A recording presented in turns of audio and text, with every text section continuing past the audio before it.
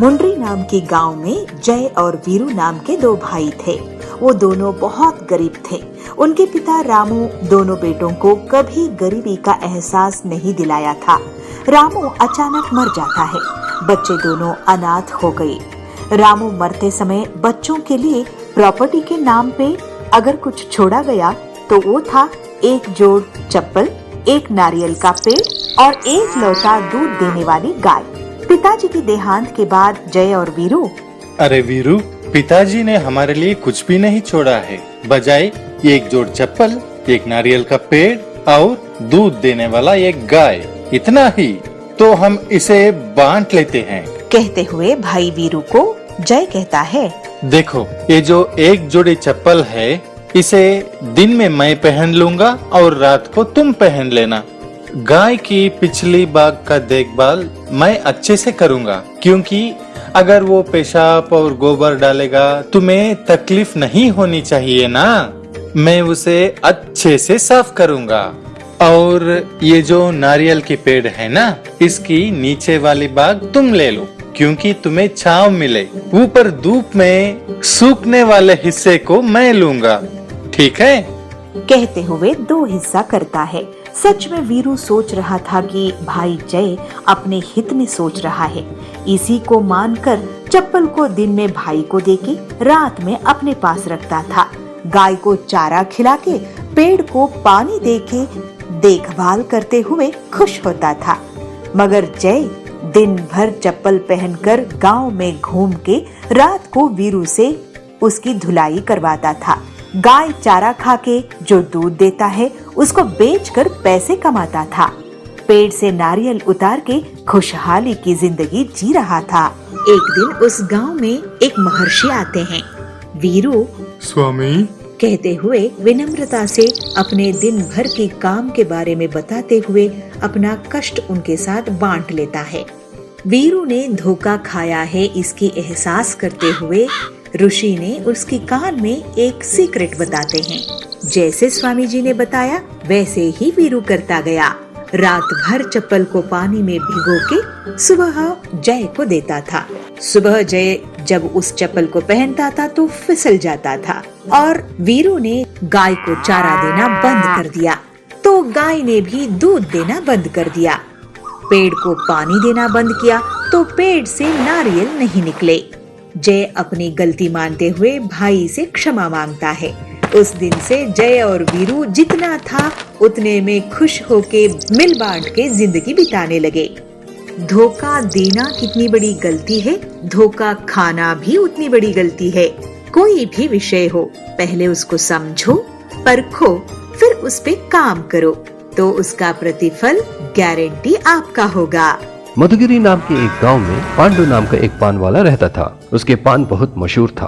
पांडु के पान के लिए लोग उसके दुकान के सामने क्यों लगाते थे। सादा पान 20 रुपए, मीठा पान 30 रुपए हिसाब से वो हर एक पान का एक निश्चित दाम रखे अच्छा पैसा कमाता था। वो सभी ग्राहक को जानबूझ के 10-15 मिनट इंतजार करवाता था। अगर कोई गूगल पे, फोन पे कहे तो उनसे मिनिमम 50 या 100 रुपए का बिजनेस करवाता था। ऐसे ही एक दिन एक ग्राहक ने कहा, अरे ये क्या पांडु, एक पान देने के लिए इतना वेट करवाते हो, ये सही नहीं है। ये सुन के पांडु ने कहा, अरे अगर तुमको पांडु का पान खाना है तो वेट करो, वरना दूसरे जगह जाके मारो। ऐसे शायरी अंदाज में उसको जवाब दिया। ये सुन के वहाँ के लोग हंस पड़े और वो ग्राहक उदास होकर चला गया। ऐसे दूसरों को चिढ़ाना, अपने अंदाज में गाली देना पांडु को आदत हो गई थी और इससे वो खूब मजा लेता था। अगर कोई पांडु से भिड़े तो वो उनके पान में ज्यादा चूना लगा देता था या सड़े हुए पान खिलाता था। उस गांव का कोई भी फंक्शन हो, पान के लिए सभी पांडु को ही ऑर्डर देते थे। इसका फायदा उठाते हुए पांडु सड़े हुए पान इस्तेमाल करके दुगना मुनाफा कमाता था। उसके पान के पत्ते, अखरोट और चूने सप्लायर्स को भी वो ठीक से पैसे नहीं देता था। तो एक दिन उनमें से एक सप्लायर ने पूछा, तुम्हारा पान का व्यापार अच्छा ही चल रहा है, लेकिन हमारे पैसे के लिए क्यों हमें सताते हो? अगर तुम टाइम पर पैसे दोगे तभी तो तुम्हें अपना माल मिलेगा ना।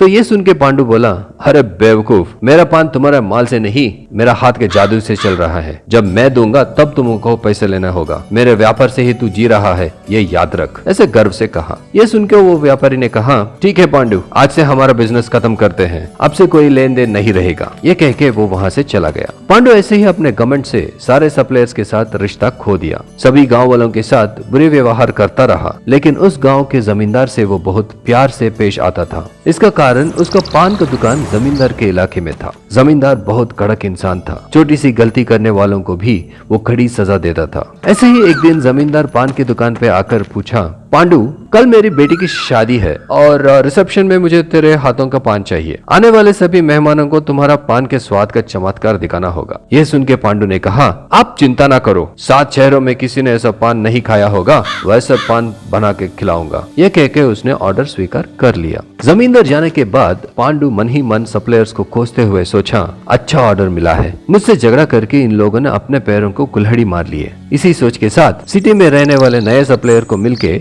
रिसेप्शन में पान बनाने वाला मटेरियल्स का ऑर्डर दिया। अगले दिन अपना मटेरियल्स के लिए पांडु नया सप्लायर को लगातार कॉल करता रहा, लेकिन वो सप्लायर उसका कॉल आंसर नहीं किया। तो इससे पांडु टेंशन में आके जमींदार के बारे में सोचकर घबरा गया। उसको पता था कि जमींदार के ऑर्डर सही नहीं गया तो उसका व्यापार पर बुरी असर पड़ सकती थी। इंतजार करते करते पांडु को असल में पसीने छूटने लगे। पांडु को और कोई रास्ता नहीं दिखा। जमींदार को सच बता के उनसे माफी मांगना ही उचित समझकर जमींदार के पास गया। डरा हुआ पांडु जैसे ही जमींदार के पास आया, किसी और से बात करते हुए जमींदार पांडु को देखते ही उसके पास आकर उसे गले लगा के बोला, वाह पांडु वाह, क्या पान है और कैसा स्वाद है। तुमने पांडु पान वाला का अपना नाम फिर से साबित कर लिया, मेरे मर्यादा को बचा लिया। तुम्हारे पान पे फिदा होके मैं अपने जमीन का एक छोटा सा हिस्सा तेरा नाम कर रहा हूँ। यह कह के जमींदार ने जमीन का कागजात पांडु को दिया। यह सुन के पांडु चकित होके कौन उसके नाम पे पान खिला रहा है ये जानने के लिए चारों ओर देखा, तो उसने अपने पुराना सप्लायर्स देख लिया। उन्हें देखते ही पांडु भागते हुए उन सप्लायर्स के साथ गले मिलके कहा,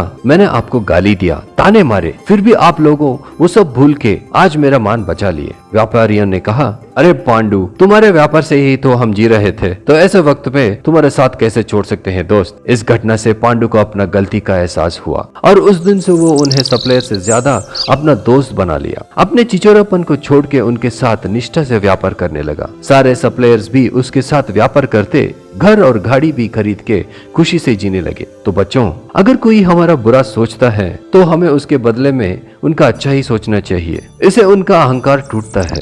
हमें हमेशा दूसरों का मदद करना चाहिए और साथ लेके चलना चाहिए। इससे हमारा रिश्ते मजबूत होते हैं और मुश्किलों के सामना करने की शक्ति मिलता है। चिंचिनवाड़ी नाम के एक गांव में नीरव और लक्ष्मी नाम का एक दंपत्ति जोड़ा रहता था। उनकी प्रीति नाम की 10 साल की एक प्यारी सी बेटी थी। नीरव एक निजी कंपनी में अकाउंटेंट का काम करता और लक्ष्मी एक गृहिणी थी। इस परिवार के संस्कार बहुत ही अच्छे और वो सबका भला ही सोचते थे। एक दिन उनके घर में व्रत था। उसके अनुसार वो किसी और को खाना खिलाने के बाद ही खाना खा सकते थे, तभी उनका व्रत सफल होता। उस दिन नीरव नियमित रूप से व्रत समाप्त करके लक्ष्मी को बोलकर भोजन करवाने के लिए आदमी ढूंढने निकल गया। लक्ष्मी रसोई में अपने काम निपटा के घर के आंगन में मेहमानों के इंतजार में बैठी थी। तभी लक्ष्मी को अपने घर के सामने 3 बुजुर्ग लोग बैठे हुए दिखाई दिए। देखने में वो भूखे और प्यासे लग रहे थे। लक्ष्मी खुश होकर सोचने लगी कि आखिरकार उसे भोजन कराने के लिए लोग मिल ही गए। उसी समय नीरव निराश होकर घर लौटता है। लक्ष्मी अपने पति का हताश और उदास चेहरा देखकर उसका हौसला बढ़ाने के लिए पूरी कहानी बताती है। नीरव और लक्ष्मी उन 3 बुजुर्ग लोगों को भोजन कराकर अपना व्रत सफलतापूर्वक संपन्न करने का फैसला करते हैं। अपनी बेटी प्रीति के साथ उन बुजुर्ग लोगों के पास जाते हैं। नमस्ते, आज हमारे घर में हमने व्रत रखा हुआ है। किसी सज्जन को भोजन कराने के बाद ही हम भोजन ग्रहण करेंगे और तभी हमारा व्रत सफल होगा। आप तीनों कृपया हमारे घर आकर भोजन स्वीकार करें और हमारा व्रत सफल कराएं। ये सुनकर उन तीनों बुजुर्ग में से संपत्ति बोलता है, बेटी, तुम हमें भोजन के लिए आमंत्रित कर रही हो, ये सुनकर बहुत अच्छा लगा। भूख भी बहुत लगी है। जो भी निर्णय विजय करेगा हम वैसा ही करेंगे।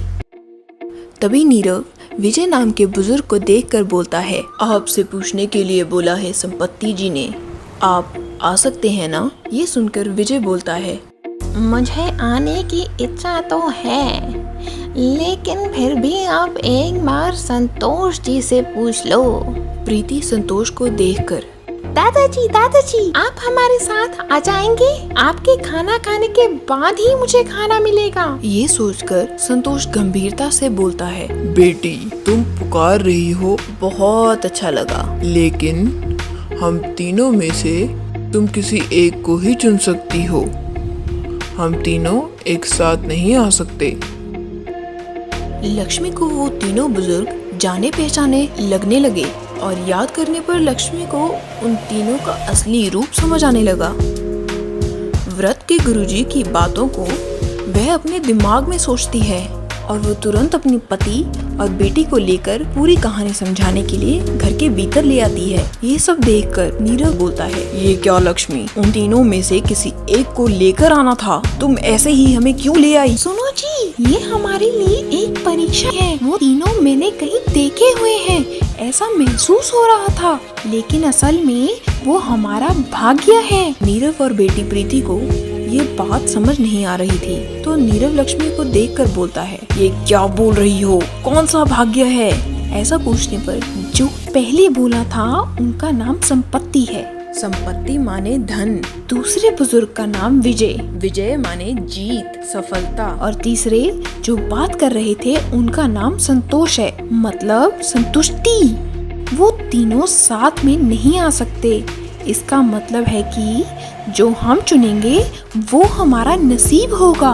जब हम व्रत कर रहे थे तो थोड़ा याद कीजिए, हमारे गुरुजी ने क्या कहा था? वो बोले थे व्रत के समय पर भाग्य तुम्हें ढूंढता हुआ आएगा। लक्ष्मी की बात सुनते ही नीरव को गुरुजी की कही हुई बात याद आती है और वो खिड़की से उन तीनों को देखता है।